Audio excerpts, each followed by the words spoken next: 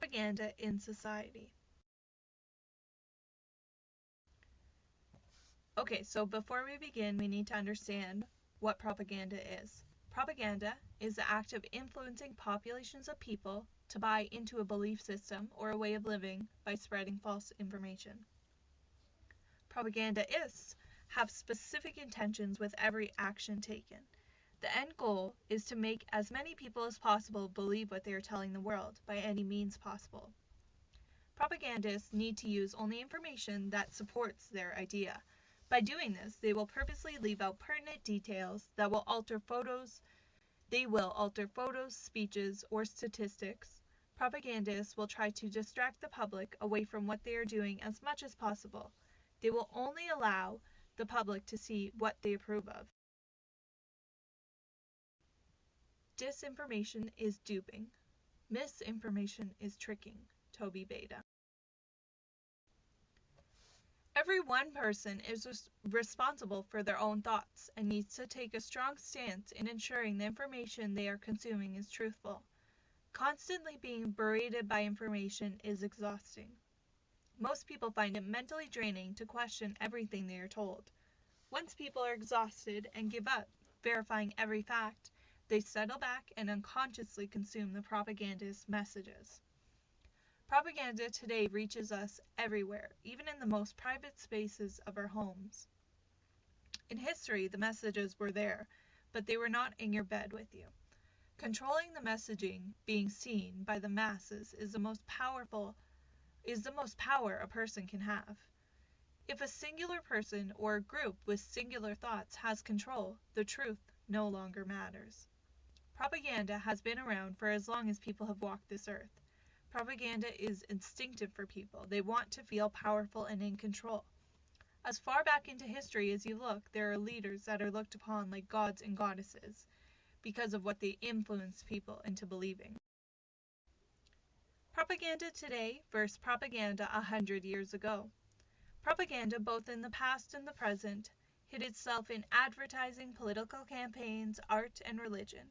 However, despite the similarities, propagandists today have much easier time spreading their messaging. With the technology that is part of our daily lives, it provides the power to have worldwide reach in a matter of seconds. If we go back to history 100 years ago, the first transatlantic telephone call had not even taken place yet. Propagandists at this time used word of mouth, newspaper, photographs, radio broadcasting, and art as mediums to sway the populations into believing their cause. The messages still got sent out into the public, but they would take much longer getting there, and they were only able to reach a small number of people. Today, propagandists can pick up their phones and record a video message, upload it to the internet at no cost, and reach billions worldwide. This has many benefits for them. The first being that when people see video, there is a tendency to believe whatever the person may be saying or portraying, more so than if a person is just reading the message. The technology has changed over 100 years, but the propaganda techniques and the end goal has not. Propaganda in photos. In the book, The Master of Stupidity, there's a quote that reads, "Disinformation is duping, misinformation is tricking." An example of misinformation from the Communist Party leader Joseph Stalin.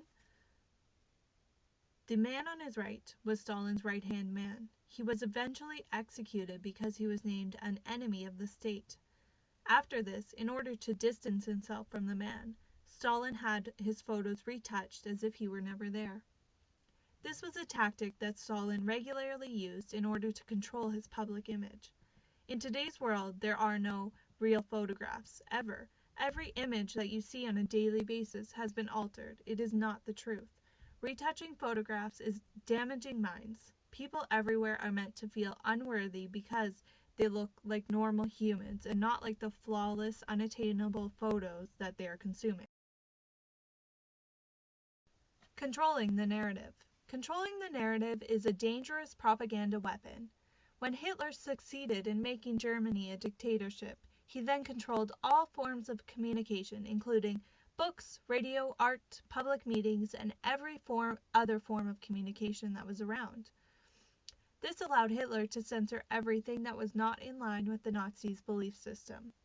Hitler discusses how propaganda works. He says, "The chief function of propaganda is to convince the masses, whose slowness of understanding needs to be given time in order that they may absorb the information. And only constant repetition will finally succeed in imprinting an idea on their mind." Hitler had to be patient with the people, but ultimately knew that seeing the same extremist ideas over and over day after day makes the ideas seem less extreme. The school's curriculums were all changed to Nazi studies, including subjects such as race science and biology. The children growing up under this reign would have no chance to have individual thoughts. Hitler conditioned the people into his belief system so that they would fall in line and behave the way he deemed acceptable. The people who fought back or did not share his thoughts were silenced. Propaganda in ancient societies. Propaganda was around even in the most ancient societies. The Anton Wall was built by the Romans at the border between what is now Scotland and the Roman Empire. McHugh describes the wall's purpose. The stone slabs were Roman propaganda used to scare off local tribespeople living north of the Anton Wall. The sculptures in the wall depict the Romans decapitating their enemies and eagles that were feeding on the flesh of trespassers. These sculptures were brightly painted with yellow and red. The red paint was strategically placed only on the decapitated victims to represent blood, while the Romans remained untouched and triumphant. The Anton Wall is a perfect example of timeless propaganda. The symbolism represented with the bright colors and the sculptures is similar to propaganda art used today. The classic propaganda posters that are used in modern society also have bright colors, usually the primary colors red, yellow, and blue. Propaganda has been around for as long as we have historical records, and it will be here for as long as people walk this earth. Okay, so here are some pictures, some propaganda pictures. The bottom left-hand picture here is actually a piece of the Anton Wall. So if you can just picture this, brand new, with bright yellow paint on it and the red paint to depict the blood. It would have been a very powerful picture to see. And then if we go on to the "We Can Do It" picture here, this was from World War II, and again we see those very powerful primary colors that are very bright and grab our attention, the red, yellow, and the blue. And the bottom photo here is Barack Obama, and this was his campaign poster in 2008. So again, we see these bright primary colors, very similar styles in these photos, and it just kind of goes to show how timeless propaganda really is. Propaganda can be dangerous to society, and while being dangerous to some, others will benefit from it. Propagandists today hold all of the power in our society because they are able to control what the general population thinks. Most people are completely unaware that every advertisement that they see is propaganda, or have given it no thought.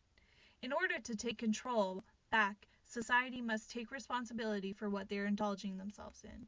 Being selective in what a person listens to or sees, and doing extra research to ensure what you are seeing is the full truth.